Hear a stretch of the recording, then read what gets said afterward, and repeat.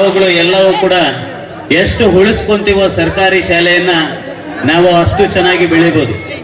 ಒಂದು ನಿಮಿಷ ಯೋಚನೆ ಮಾಡಿ, ನಾವು ನಮ್ಮ ಶಾಲೆಯಲ್ಲಿ ಇಂಗ್ಲಿಷ್ ಕಮ್ಯುನಿಕೇಶನ್ ಸ್ಕಿಲ್ಸ್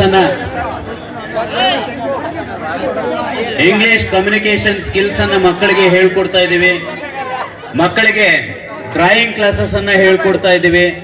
ಪ್ರತಿದಿನ ಮಕ್ಕಳಿಗೆ ಇಂಗ್ಲಿಷ್ ಕಾನ್ವರ್ಸೇಷನ್ಸ್ ಅನ್ನ ಪ್ರಾಕ್ಟೀಸ್ ಮಾಡ್ತಾ ಇದ್ದೀವಿ. ನಮ್ಮ ಶಾಲೆಯಲ್ಲಿ 1ನೇ ತರಗತಿಯಿಂದ 7ನೇ ತರಗತಿವರೆಗೂ ಎಲ್ಲಾ ಮಕ್ಕಳು ಇಂಗ್ಲಿಷ್ ಅನ್ನ ಇಟಾಲಿಕ್ಸ್ ರೈಟಿಂಗ್ ಅಲ್ಲಿ ಬರೀತಾರೆ. ನೀವು ಬೇಕಾದ್ರೆ ಮನೆಗಳಿಗೆ ಹೋಗಿ ಅವರ ಬುಕ್ಸ್ ಅನ್ನ ತಗೊಂಡು 4 ಲೈನ್ಸ್ ಬುಕ್ಸ್ ಅನ್ನ ಚೆಕ್ ಮಾಡಿ. ನಾವು ನಮ್ಮ ಶಾಲೆಯ ವೈಶಿಷ್ಟ್ಯವನ್ನ ಹೇಳ್ತಾ ಇದೀವಿ ಹೊರತು ಬೇರೆ ಶಾಲೆಗೆ ಇಂದ ನಮ್ಮ ಶಾಲೆ ಭಿನ್ನ ಅಂತ ನಾವು ನಿಮ್ಮಲ್ಲಿ ಮನವಿ ಮಾಡ್ಕೊಂತ ಇದೀವಿ. ಈಗ ನಮ್ಮಲ್ಲಿ ಸರ್ಕಾರಿ ಕನ್ನಡ ಹಿರಿಯ ಪ್ರಾಥಮಿಕ ಶಾಲೆ ಬಿ ಹೊಸಳ್ಳಿ ಶಾಲೆಯಲ್ಲಿ 28 ದಾಖಲಾತಿಗಳಿದಾವೆ. ನಮ್ಮಲ್ಲಿ 28 ಜನ ಮಕ್ಕಳು ಓದ್ತಾ ಇದ್ದಾರೆ. ದಯವಿಟ್ಟು ನಿಮ್ಮಲ್ಲಿ ನಾವು ಕೈ ಚಾಚಿ ಬೇಡ್ಕೊಂತ ಇದೀವಿ, ನಿಮ್ಮ ಮಕ್ಕಳನ್ನ ನಮಗ್ ಕೊಡಿ. ನಾವು ಮಕ್ಕಳಂತೆ ನಿಮ್ಮ ಮಕ್ಕಳನ್ನ ಸಾಕಿ ನೋಡ್ರಿ, ನಿಮ್ ಮನೆಯಲ್ಲಿ ಕೂಡ ಆ ರೀತಿ ನರ್ಚರ್ ಮಾಡ್ತಿರೋ ಇಲ್ವೋ, ನಾವು ಅಷ್ಟು ಚೆನ್ನಾಗಿ ಮಕ್ಕಳನ್ನ ಬೆಳೆಸಿ ಎಲ್ಲಾ ರಂಗಗಳಲ್ಲೂ ಕೂಡ ಮಕ್ಕಳು ಎಲ್ಲ ಅಂದ್ರೆ ಈ ವಿದ್ಯೆನೇ ಕರಿಕ್ಯುಲರ್ ಕೋ ಕರಿಕ್ಯುಲರ್ ಆಕ್ಟಿವಿಟೀಸ್ ಅಲ್ಲಿ ಎರಡರಲ್ಲೂ ಕೂಡ ಮಕ್ಕಳು ಉನ್ನತ ಮಟ್ಟಕ್ಕೆ ಹೋಗ್ತಕ್ಕಂತ ಒಂದು ಜವಾಬ್ದಾರಿಯನ್ನ ನಾವು ವಹಿಸ್ಕೊಂತೀವಿ. ದಯವಿಟ್ಟು ಎಲ್ಲಾ ಪೇರೆಂಟ್ಸ್ ಯೋಚನೆ ಮಾಡಿ, ಸರ್ಕಾರ ಒಂದು ಮಗುಗೆ ಒಂದು ತಿಂಗಳಿಗೆ 3,000ದಿಂದ 3,500 ರೂಪಾಯಿ ಅಷ್ಟು ವ್ಯಯ ಮಾಡುತ್ತೆ. ಒಂದು ಮಗುಗೆ ಅಷ್ಟು ಖರ್ಚಾಗುತ್ತೆ. ದಯವಿಟ್ಟು ಎಲ್ಲಾ ಪೇರೆಂಟ್ಸ್ ಅಲ್ಲಿ ಕಳಕಳಿಯಾಗಿ ಪ್ರಾರ್ಥನೆ ಮಾಡ್ಕೊಂತ ಇದೀವಿ. ನಾವು ನಮ್ಮ ಶಾಲೆಗೆ ಮಕ್ಕಳನ್ನ ದಾಖಲಾತಿ ಮಾಡಿಸಿ, ನಮ್ಮ ಹೊಣೆ, ನಾವು ಜವಾಬ್ದಾರಿ.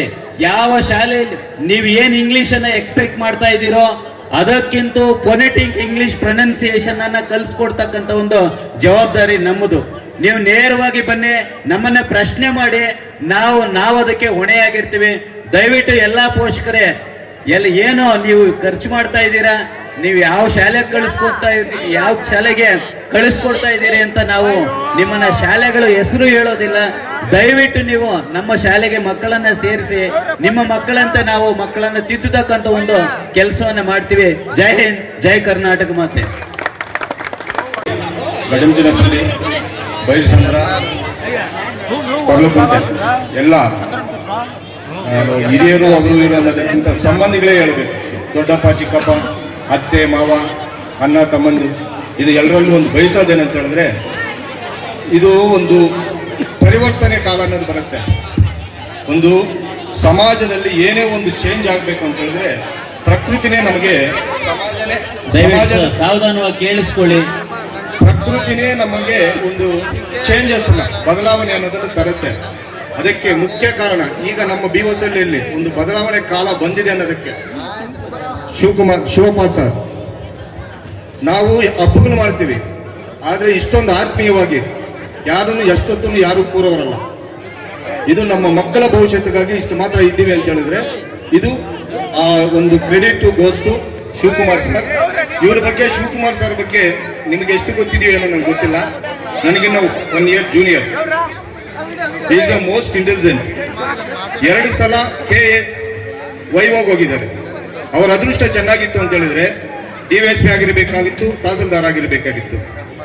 ಅವರ ಅದೃಷ್ಟ ಸ್ವಲ್ಪ ಕೊಂಚಂತೂ ಮಿಸ್ ಆಗಿದೆ ಅನ್ನೋದಕ್ಕೆ ಆ ಅದೃಷ್ಟ ನನಗೆ ಅಲ್ಲಿ ಬೇಡ. ಯಾರ್ದೋ ಸಮಾಜ ನಾನು ಉದ್ಧಾರ ಮಾಡೋದು ಬೇಡ, ಅದು ನಮ್ಮೂರಿಗೆ ಬಂದು ನಮ್ಮ ಮಕ್ಕಳನ್ನ ಉದ್ಧಾರ ಮಾಡಬೇಕು ಅನ್ನೋ ಒಂದು ಛಲದಲ್ಲಿ ನಾವು ಎಷ್ಟು ಹಬ್ಬಗಳು ಮಾಡ್ಕೊಂಡ್ರು ಇಷ್ಟೊಂದು ಪ್ರೀತಿ ವಿಶ್ವಾಸದಿಂದಿರಲ್ಲ. ಒಂದು ಮಕ್ಕಳ ಭವಿಷ್ಯದ ಬಗ್ಗೆ ಹೇಳ್ಬೇಕಂತ ಹೇಳಿದ್ರೆ, ಮಕ್ಕಳು ಅವರಿಗೆ ಅಟೆನ್ಷನ್ ಇಂದನೇ ಸ್ಟಾರ್ಟ್ ಮಾಡ್ಬೇಕು. ಮಕ್ಕಳಿಗೆ ಅಟೆನ್ಷನ್ ಅನ್ನೋದೇನಿದೆಯೋ ಆ ಅಟೆನ್ಷನ್ ಇಂದನೇ ಸ್ಟಾರ್ಟ್ ಮಾಡ್ಬೇಕು. ಏನು ಅಟೆನ್ಷನ್, ಏನು ಸ್ಕೂಲಲ್ಲಿ ಅಟೆನ್ಷನ್ ಇರ್ತೀರ, ಸ್ಟ್ಯಾಂಡರ್ಡ್, ಇದು ಅಟೆನ್ಷನ್ ಸ್ಟ್ಯಾಂಡರ್ಡ್ ಅನ್ನೋದಿದೆಯಲ್ಲ ಜೀವನದಲ್ಲಿ ಭಾರಿ ಮುಖ್ಯವಾದ ಇದು. ಅಟೆನ್ಷನ್, ಎಚ್ಚರಿಕೆ, ಎಚ್ಚರ, ಸ್ಟ್ಯಾಂಡರ್ಡ್, ಈಸಿಯಾಗಿರು, ಆರಾಮಾಗಿರು. ಜೀವನದಲ್ಲಿ ಎಲ್ಲಿನೂ ನಾವು ಅಟೆನ್ಷನ್ ಅಲ್ಲೇ ಇರಬೇಕು. ಅಂದ್ರೆ ಮುಂದೆ ನಮ್ದು ಏನು ಬರುತ್ತೋ ಅದನ್ನ ಎದ್ದು ಬೀಳಂತ ಪರಿಸ್ಥಿತಿಯಲ್ಲಿ ನಾವು ನಿಲ್ಲಬೇಕು ಅನ್ನೋದೇ ಅಟೆನ್ಷನ್. ಸ್ಟ್ಯಾಂಡರ್ಡ್ ಕ್ಲಿಯರ್ ಆಗೋಯ್ತು, ಆರಾಮಾಗಿರು. ಇದು ಮಕ್ಕಳು ಬಂದು ಪ್ರೇಯರ್ ಮಾಡಬೇಕಂದ್ರೆ ಅಟೆನ್ಷನ್ ಅನ್ನೋ ಸ್ಟಾರ್ಟ್ ಇಂದ ಹಿಡಿದು ನಮ್ಮ ಜೀವನದಲ್ಲಿ ಪ್ರತಿ ದಿನಾನು ಅಟೆನ್ಷನ್ ಅನ್ನೋದು ಇದ್ದೇ ಇರುತ್ತೆ. ನಾವು ಎಲ್ಲಿ ಸೋಲ್ತೀವಿ, ಏನಕ್ಕೆ ಸೋಲ್ತೀವಿ, ನಾವೇ ಸೋತಿರ್ತೀವಿ. ನಾವು ಸೋಲಬಾರ್ದು ಅನ್ನೋದಕ್ಕೆ ಅಟೆನ್ಷನ್, ಎಚ್ಚರ. ಮನೆಯಿಂದ ಅಮ್ಮ ಅಲ್ಲೆಲ್ಲೋ ಕೆಲ್ಸಕ್ಕೆ ಹೋಗ್ತಾ ಇದ್ದೀನಿ, ಎಚ್ಚರಪ್ಪ ಹುಷಾರಾಗೋದ್ಬ ಏನಕ್ಕೆ ಹೇಳ್ತಾರೆ? ಈ ಎಚ್ಚರ ಪ್ರತಿಯೊಂದರಲ್ಲಿ ಎಚ್ಚರ ಇರಬೇಕು. ನಾವು ತಗೊಳ್ಳೋ ಒಂದು ಡಿಸಿಷನ್ ಪ್ರತಿಯೊಂದರಲ್ಲೂ ಅದು ಮಕ್ಕಳಿಗೆ ಕಲಿಕೆಯಿಂದನೇ ಸಾಧ್ಯ. ಆ ಮಕ್ಕಳ ಕಲಿಕೆಯಿಂದ ಸಾಧ್ಯ ಆಗ್ಬೇಕಂತ ಹೇಳಿದ್ರೆ ಇಂಥ ಪುಣ್ಯಾತ್ಮರು ನಮ್ಮ ಬೀವಸಲ್ಲಿ, ನಮ್ಮ ಸುತ್ತಮುತ್ತಲ ನಮ್ಮ ಪರಿಸರಕ್ಕೆ ಒಂದು ಚೇಂಜಸ್ ತರಕ್ಕೆ ಇಷ್ಟು ಅಮ್ಮಮ್ಮ ಒಂದು 200-250 ಜನ ನಾವು ಇಷ್ಟು ಮಾತ್ರ ಸೇರಿ ನಮ್ಮ ಮಕ್ಕಳ ಭವಿಷ್ಯತ್ತಿಗಾಗಿ ಪಕ್ಕದಲ್ಲೇ ರಿಷಿ ವ್ಯಾಲಿ ಅಂತ ಒಂದು ಊರು, ಮದನಪಲ್ಲಿಯಲ್ಲಿ ರಿಷಿ ವ್ಯಾಲಿ ಅಂತಿದೆ. ಅಲ್ಲಿ ಓದಂತವ್ರು ಯಾರು? ನಮ್ಮಂತ ಬಡ ಮಕ್ಕಳು ಆಚೆ ಕೂಡ ಹೋಗಕ್ಕಾಗಲ್ಲ, ಗೇಟ್ ಹತ್ರ ಕೂಡ ಹೋಗಕ್ಕಾಗಲ್ಲ. ಮಿನಿಮಮ್ ಅದಕ್ಕೆ ಒಂದು 15 ಲಕ್ಷ ಇದಿರಬೇಕು. ಅಲ್ಲಿ ಹೋಗಿ ನಾವು ಮಾತಾಡಬೇಕು. ಆ ಸೀಟ್ ಬೇಕು ಅಂತ ಹೇಳಿದ್ರೆ ಮೇ ಬಿ ಹೈ ಲೆವೆಲ್ ಇರಬೇಕು. ಅಲ್ಲಿ ಓದವ್ರು ಏನಾಗ್ತದೆ? ಏನೂ ಆಗಲ್ಲ. ಈಗ ನಮ್ಮಲ್ಲಿ ಆಲ್ಮೋಸ್ಟ್ ಆಲ್ IAS IPS ಇದೇ ಕನ್ನಡ ಶಾಲೆ. ಈ 3-4 ಬ್ಯಾಚ್ಗಳು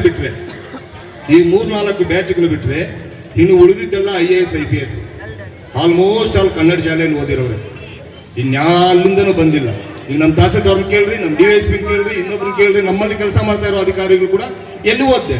ನಮ್ಮೂರು ಶಾಲೆಯಲ್ಲೇ ಓದ್ದೆ. ಮಕ್ಕಳನ್ನ ನಾವೆಲ್ಲೋ ಓದಿಸ್ತೀವಿ, ಏನೋ ಮಾಡ್ತೀವಿ ಅನ್ನೋದು ನಮಗೆ ಮುಖ್ಯ ಅಲ್ಲ. ನಮ್ಮ ಮಕ್ಕಳು ಹೆಂಗು ಓದ್ತಾ ಇದ್ದಾರೆ, ಏನು ಮಾಡ್ತಾ ಇದ್ದಾರೆ. ಕಳಿಸಿದ್ದೀನಿ ಬಸ್, ಇನ್ಕ್ಲೂಡಿಂಗ್ ನಂದು ಕೂಡ ಅದೇ ಪರಿಸ್ಥಿತಿ. ನನ್ನ ಮಕ್ಕಳು ಬೆಳಗ್ಗೆ ಹೋಗ್ತಾ ಇದೆಯಾ ಅಂತ ಬಸ್ಗೆ ಹಚ್ತೀನಿ.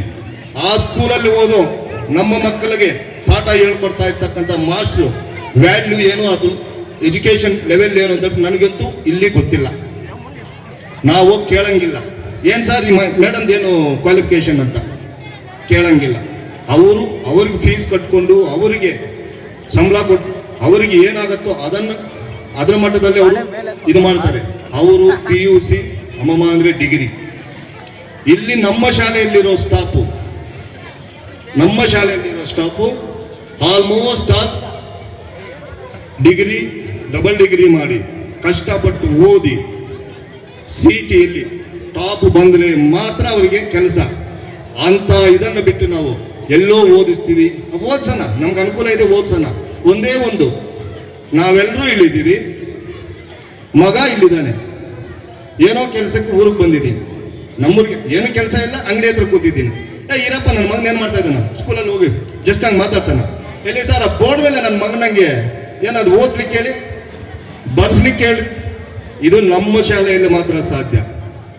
ಅದೇ ನೀವು ಕಾನ್ವೆಂಟ್ ಹೋಗಿದ್ದೀವಿ, ಅಲ್ಲಿಗೆ ಹಾಕಿದ್ದೀವಿ ಅಂತ ಹೇಳಿದ್ರೆ ಅಲ್ಲಿ ಹೋಗಿ ಪ್ರಿನ್ಸಿಪಾಲ್ ಪರ್ಮಿಷನ್, ನೋ ಸರ್ ಇಲ್ಲ, ಬರಕ್ಕೆ ಸಾಧ್ಯನೇ ಇಲ್ಲ, ಓಡ್ತಾ ಇರಿ ಅಂತ ಹೇಳ್ತಾನೆ.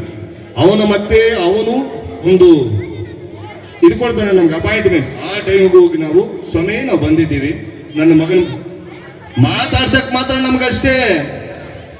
ಅವನು ಓದು ನೋಡಕ್ಕಲ್ಲ, ಅವನು ಏನು ಮಾಡ್ತಾ ಇದ್ದಾನೋ ಕೇಳಕ್ಕಲ್ಲ. Any complaint give me writing. ಏನೋ ಕಂಪ್ಲೇಂಟ್ ಇತ್ತ ನಮ್ಮ ರೈಟಿಂಗ್ ಅಲ್ಲಿ ಕೊಡಿ, ನಾವು ಮಾತಾಡ್ತೀವಿ.